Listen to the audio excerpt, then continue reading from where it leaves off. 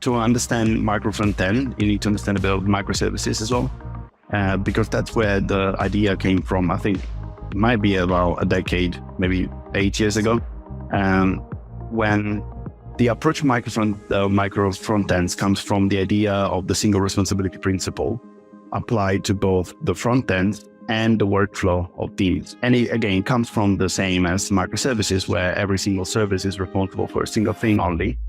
Welcome to the Ecommerce Toolbox Expert Perspectives, a podcast by Noibu, where we explore the elite strategies and cutting-edge insights with our expert guests. Get ready to propel your e-commerce business to the next level. Welcome to another episode of the Ecommerce Toolbox Experts Perspective. Joining us today, we have a micro front end, a headless, everything composable specialist in Alex Canessa, joining us all the way from beautiful Italy. Welcome, Alex. Hello. Thank you. Thank you for having me. Alex, I always like to start off by learning a bit more about your background. So maybe start a bit about how your background and how you ended up in the role that you're in today. Sure. So Commerce Layer is really my first role in a platform role, and the first role as a head of developer relations, because before that I was born as a developer. I think that's and I was working as a software engineer in Italy 2008, and then moved to London 2014, and then starting in an agency environment, and then all the way up to head of engineering. So my role was really about mentorship, career for the engineers, as well as the architecting enterprise projects. Then what happened is, while I was at Ernst & Young in the UK, I was looking after their composable trend, and I met with the guys at Commerce Layer, and it was love at first sight with the platform. And then after a bit, I joined the company. Love it. So maybe you mentioned your roles at Commerce Layer. Maybe talk to us a bit about what does that role actually entail? It's a good question. I remember the time I joined, that was September last year. I immediately got in touch with Team Phoenix and asked him, because he's popular developer relation, and he did say that it was up to me to craft and the developer relations role that I wanted to be as well. So it's basically said it's a tailored role that I needed to define. And it's funny how June was full of conferences that kind of made me think about the role I'm having, because I went to Shop Talk, then Lead Dev, and then Mach 3. And the Shop Talk was very like talking to merchants about the tech implementations of Commerce Layer. Lead Dev was actually speaking, and Lead Dev is with CTOs and experts and coders. And Mach 3 was all about partnerships, tech partnerships, and solution partnerships, and how we can all work together as an industry. And I think these kind of encapsulate what I think developer relations is for me. So it's kind of acting as a bridge between Commerce Layer and the rest of the industry, and meeting people and talking about connection, as well as coding and lots of conversation. Love it. You also mentioned Mach 3, and I believe that you also have a role with the MACH Alliance. Do you want to maybe just talk about, from a high level, what is the MACH Alliance and a bit about what your role is there today? Yeah, sure. So MACH Alliance was originally thought as a acronym. I think they slowly getting rid of the acronym. That was for microservices, API first, cloud native, and headless. The idea of the MACH Alliance is to get rid of not great architectures that are around, and trying to put something like an entity that can help the customers mainly to find the good products and good system integrators out there. It is based, sometimes is seen as a composable architecture. So composable and MACH go very close together often. But I think if you think of composable architecture being the way the industry is seeing at the moment, at least how things should be done, you can think MACH to be the team that is ensuring that people are doing it right, and then the customers, the final clients, can actually get the right tools to get towards that composable journey. And the MACH Alliance is part of the admission panel. So I'm part of the people that can do the tech check around the new people that want to join, and new teams that want to join the MACH Alliance. So we, again, trying to make sure that it's all adhering to our idea of the standard, industry standard, basically. Yeah, no, that's awesome. And there's a lot of when you start kind of reading some of the mock content as well, and there's a lot of different terms, right? Like micro front end, headless. A lot of these things are new to a lot of folks. So maybe talk to us a bit about what is a micro front end. I know that's something that Commerce Layer is obviously very kind of innovative and supportive of. So maybe talk to us a bit about like what is a micro front end and how is that different from like headless and all the different architectures that we're seeing in the market? Sure. So I think to understand micro frontend, you need to understand a bit of microservices as well, because that's where the idea came from. I think it might be about a decade, maybe 8 years ago, when the approach of micro frontends comes from the idea of the single responsibility principle applied to both the front end and the workflow of teams. And it, again, comes from the same as microservices, where every single service is responsible for a single thing only, and that can help also the development and the release of these services. So instead of, there is such a thing as a monolith front end, and that's what the micro front ends are trying to eliminate. It's not really about the size. So the micro is not, it doesn't mean it's like a small front end. It just means it's an independent piece of releasable function. It could be a user journey as well as just a part of it, but can be released automatically and independently rather. So in terms of Commerce Layer, we developed using web component, React component, and hosted applications, abstractions of our APIs for reducing the time to market when implementing a commerce website using Commerce Layer. For example, a micro front end could be just get the price of a SKU, or add an SKU to your basket, or buy something. We built on top of that independently again. So everything is releasable and independent. And then we even built hosted applications like the checkout, the cart, my account, and microstores. So you can have these independent piece of application that in this case could be the checkout that your team can implement, fork, or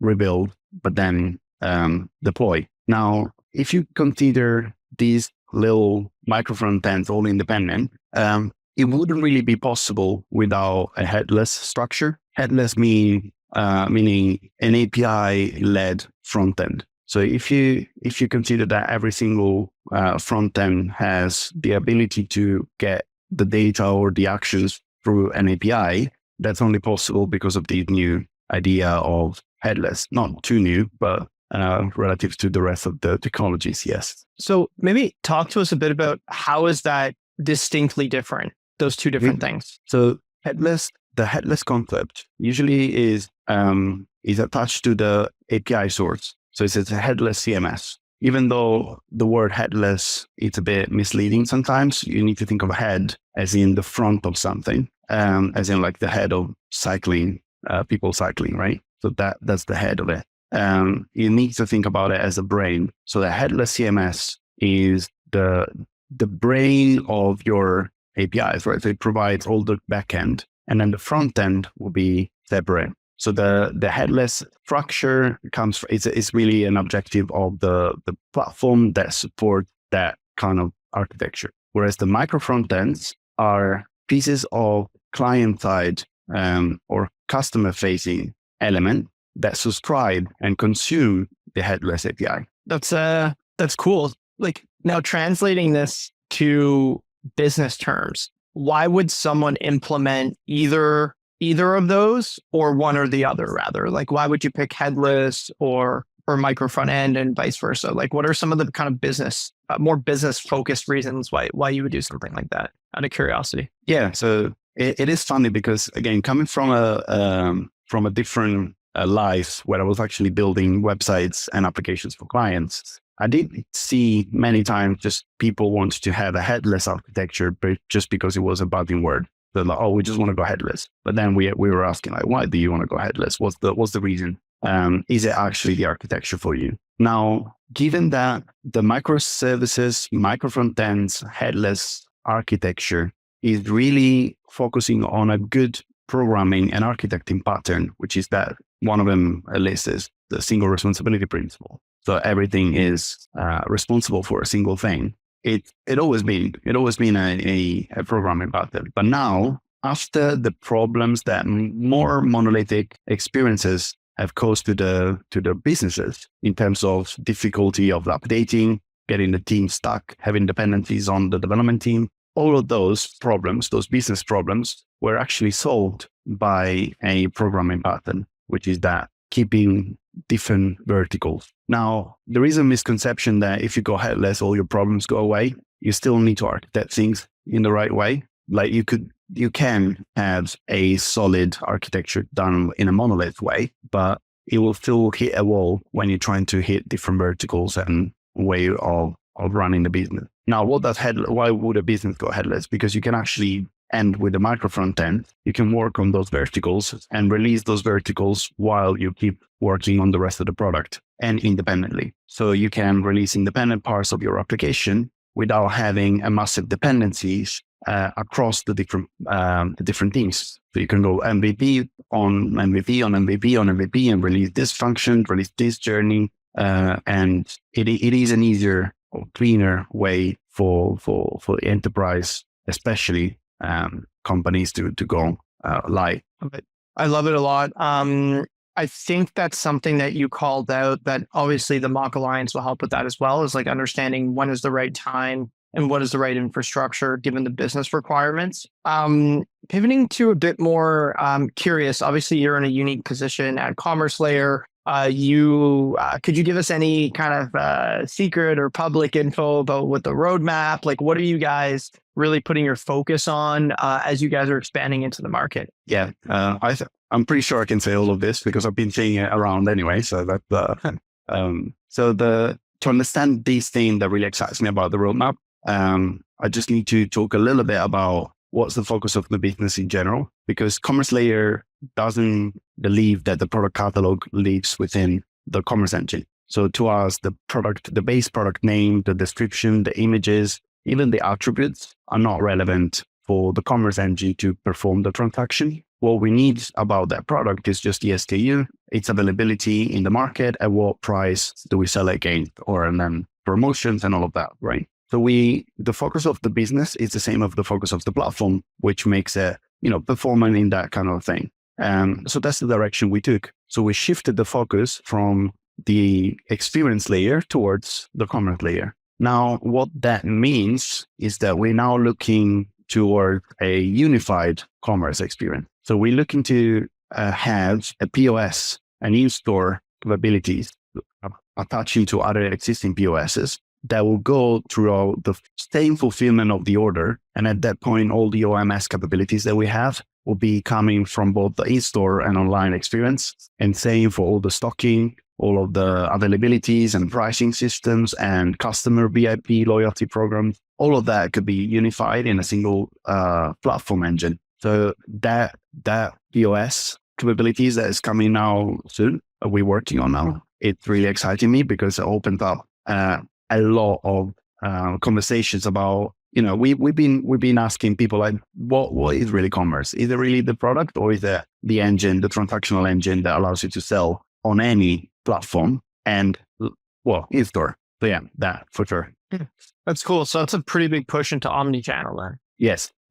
That's a real omnichannel at that point. Cool. I love that. As we're looking towards starting to wrap this up, another quick question that I'm curious for you is, why do you think the role that you're in now, why do you think it's kind of something that's a bit more relatively new at the platform level? Do you see it kind of getting bigger and other platforms maybe adopting a similar role? Prior to meeting with you, I hadn't really met anyone in the exact same distinct role. Obviously, there's a lot of technical advisors, things like that. So I'm curious, like when you look at it as a whole, like, do you think something that's going to be kind of growing across the years moving forward, or? Yeah, interesting question. I think there is definitely the aspect that this role is very versatile depending on the platform, because every company has their own way of doing developer advocate strategies. And I've been seeing this role be more and more dominant on the market. And I think the reason is that developers, that built by developers for developers, it means, things are done with documentation and API, and there is somebody that is there to promote that developer culture. It is public relations for developers, but then it's a lot about like, it's agency developers, right? It's professional developers. And you've seen in the rising of different accelerators that companies are doing. Now, that's not the only thing that's happening. It's also people like me and the developer relations team that build those mini accelerators between the different tech solutions. So I think that's why creating that ecosystem in a rising composable architecture world is fundamental, because then it's me talking to people, to other tech partners, like the different CMSs or the different search engines, and working together so that the implementation of a composable architecture is easier for the final system integrator or client. So that we are connecting all the platforms together. And this never really existed in the monolith world, because then you only had the single pillar and all the developers there. Whereas now you want the full package coming from the best of need, as we say, not the best of breed, but the best of need. I love it. And Alex, we're looking to wrap up. Any parting words for anyone listening? How can they, obviously, I'm sure you share thoughts consistently. How could they find you? Is LinkedIn? Do you have a blog? Just as we look to kind of sign off. Yeah. So I'm on LinkedIn as Alex Canessa, and on the Commerce Layer website, there is a blog section, which we use to spread our thought leadership. And also I'm probably at most of the conferences, like industry conferences, and always happy to chat about code and drinks afterwards as well. Love it. Awesome. Well, thanks for your time today, Alex. It was a pleasure getting your thoughts, and really appreciate it. Thank you. The e-commerce toolbox expert perspectives is brought to you by Noibu. To find out more about Noibu and how we can help you debug your e-commerce site and rocket your revenue, visit www.noibu.com. That's Noibu.com. And then make sure to search for the e-commerce toolbox expert perspectives on Apple Podcasts, Spotify, Google Podcasts, or anywhere else podcasts are found, and click subscribe so you don't miss out on any future episodes. On behalf of the team here at Noibu, thanks for listening.